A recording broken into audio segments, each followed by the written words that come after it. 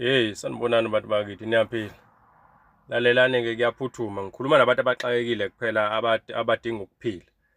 Ngey'10 February 2026, Inkosi uShembe unyazi lwezulu luzobe lufika ekuthuthukeni le eZiribankomo.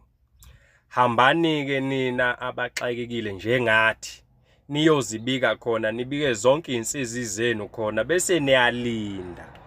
Akujahwa, nilinde. Hambani-ke kuShembe unyazi lwezulu ekuthuthukeni.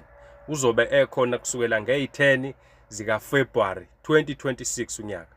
Niyobika yonke into eniyifunayo, abafuna ukugana, abafuna ukuganwa, abafuna ukugeza imizi yokhokho babo, abafuna yonke into, abafuna imisebenzi eright, yonke into.